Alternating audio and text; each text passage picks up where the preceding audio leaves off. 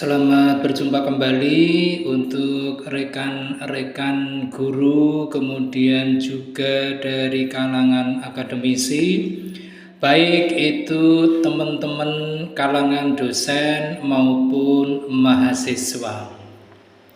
Dalam kesempatan yang baik ini, kita akan membahas kurang lebihnya adalah tentang produk domestik regional bruto atau yang lebih sering disebut dengan PDRB. Dari beberapa literatur yang ada, dapat kita ambil sebuah kesimpulan bahwa yang dimaksud dengan produk domestik regional bruto merupakan jumlah dari nilai tambah bruto yang muncul dari seluruh sektor perekonomian di suatu daerah. Nah, dalam hal ini kita akan fokus pada beberapa konsep yang digunakan untuk menghitung tentang produk domestik regional bruto itu sendiri atau yang lebih dikenal dengan PDRB. Adapun yang pertama adalah bahwa yang tentu saja tidak bisa diabaikan dalam penentuan produk domestik regional bruto yaitu tentang wilayah domestik dan regional, yang mana ini merupakan transaksi ekonomi yang dihitung itu adalah segala transaksi yang terjadi di wilayah domestik suatu daerah tanpa memperhatikan apakah transaksi tersebut dilakukan oleh masyarakat dari daerah tersebut ataupun masyarakat lain. Itu adalah konsep pertama tentang wilayah domestik dan regional. Kemudian yang kedua itu adalah tentang produk domestik, di mana ini merupakan semua barang dan jasa sebagai hasil dari kegiatan ekonomi yang beroperasi di wilayah domestik tanpa memperhatikan apakah faktor produksinya berasal dari atau dimiliki oleh penduduk daerah tersebut. Konsep ketiga dari PDRB adalah tentang produk regional, di mana ini merupakan produk domestik ditambah dengan pendapatan dari berbagai faktor produksi yang diterima dari luar daerah ataupun dari luar negeri, dikurangi dengan pendapatan dari berbagai faktor produksi yang dibayarkan ke luar daerah atau ke luar negeri. Kemudian konsep yang keempat yaitu tentang residen dan non-residen, di mana unit atau institusi yang meliputi rumah tangga, kemudian ada perusahaan, ada pemerintah, ada yang namanya lembaga non-profit, dikatakan sebagai residen apabila memiliki ataupun melakukan kegiatan ekonomi di suatu wilayah. Khusus untuk residen dan non-residen ini, ada sesuatu yang spesifik tentang residen dan non-residen ini. Yang unik atau yang spesifik tentang hal tersebut adalah yang pertama, itu ada yang disebut dengan istilah penduduk, di mana ini merupakan individu atau anggota rumah tangga yang bertempat tinggal tetap di wilayah domestik daerah tersebut. Kecuali, saya ulang, ada kecualinya. Siapa yang menjadi kekecualian itu? Yang pertama adalah wisatawan mancanegara dan juga wisatawan Nusantara yang berasal dari daerah lain yang tinggal di wilayah domestik daerah tersebut dengan rentang waktu kurang dari 1 tahun untuk berbagai tujuan. Nah, ada beberapa tujuan yang dikategorikan untuk jenis ini. Misalnya saja tujuannya adalah untuk bertamasya, bisa juga untuk berobat, bisa juga untuk beribadah, bisa juga untuk sebuah turnamen olahraga, bisa juga untuk pagelaran seni, bisa juga untuk acara-acara yang berkaitan dengan pelatihan atau workshop dan sebagainya. Kekecualian yang kedua adalah mereka yang menjadi awak kapal laut maupun kapal udara dari luar negeri maupun luar daerah yang kepergiannya sedang masuk dok untuk kapal laut atau singgah di daerah tersebut untuk kapal laut maupun kapal udara. Kekecualian yang ketiga yaitu pengusaha asing terutama maupun pengusaha daerah lain yang berada di daerah tersebut dalam durasi kurang dari 1 tahun dan pegawai dari perusahaan dari daerah lain yang berada di wilayah domestik daerah tersebut juga dengan rentang waktu kurang dari 1 tahun. Dan kekecualian yang keempat adalah mereka yang menjadi pekerja musiman yang berada dan sekaligus bekerja di wilayah domestik daerah tersebut yang bertujuan hanya sebagai pegawai musiman saja. Itu tadi ada 4 kekecualian dari yang namanya golongan penduduk.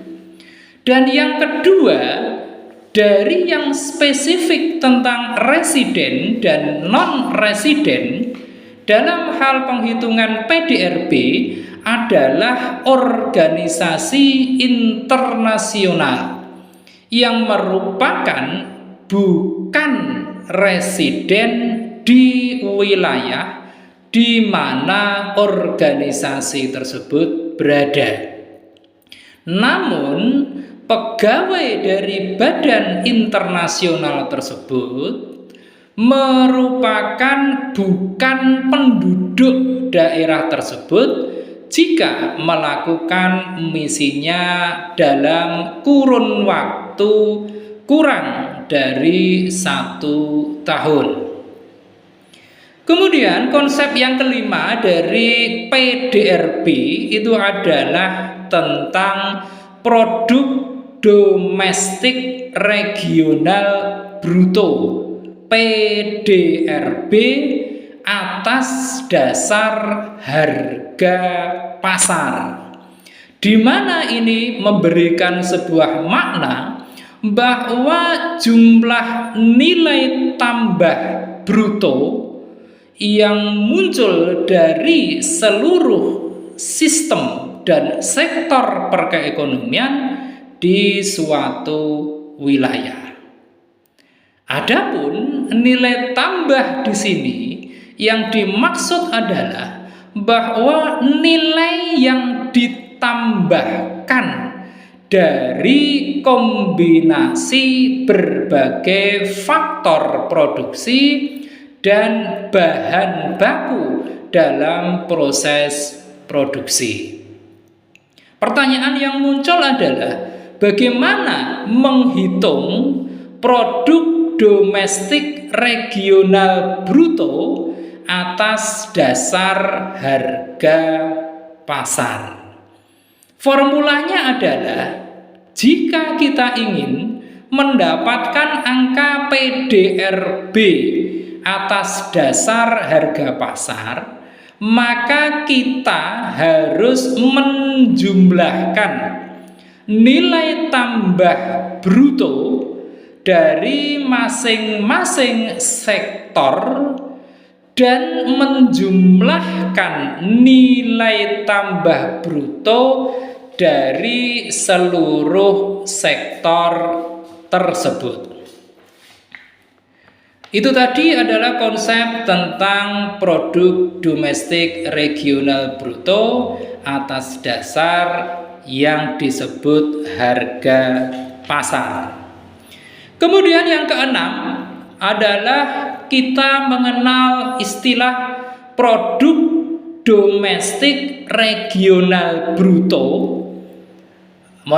Produk domestik regional neto atau PDRN atas dasar harga pasar, di mana ini merupakan ada sesuatu yang berbeda antara konsep neto dengan konsep bruto.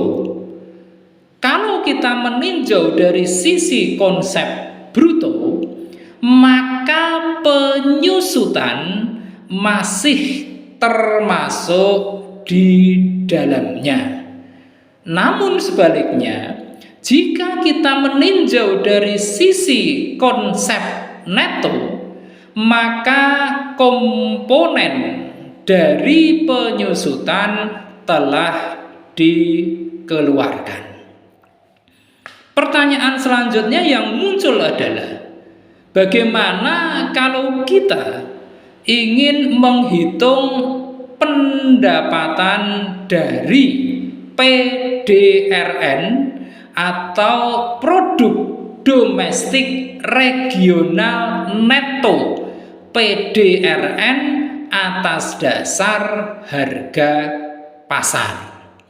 Jika kita ingin menghitung PDRN atas dasar harga pasar, maka kita harus menghitung produk domestik regional bruto atas dasar harga pasar dikurangi dengan penyusutan. Itu adalah untuk menghitung PDRN atas dasar harga pasar. Konsep berikutnya, nomor 7 adalah tentang produk domestik regional neto atau PDRN atas dasar biaya faktor. Dalam hal ini terdapat sebuah perbedaan antara konsep biaya faktor dengan konsep harga pasar. Perbedaannya di mana? Perbedaannya adalah adanya pajak tidak langsung yang dipungut oleh pemerintah dan juga subsidi yang diberikan oleh pemerintah kepada unit-unit produksi. Pertanyaan yang juga muncul dalam hal ini adalah bagaimana menghitung dari produk domestik regional neto atas dasar biaya faktor, maka kita dapat menghitungnya dengan PDRN atas dasar harga pasar dikurangi dengan pajak tidak langsung neto.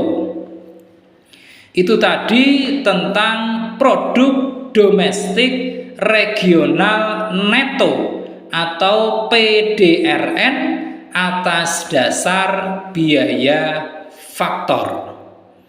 Kemudian yang ke-8 dari konsep PDRB adalah yang namanya pendapatan regional. Bagaimana cara menghitung dari pendapatan regional? Tentu saja kita dapat menghitung berapa pendapatan regional suatu daerah.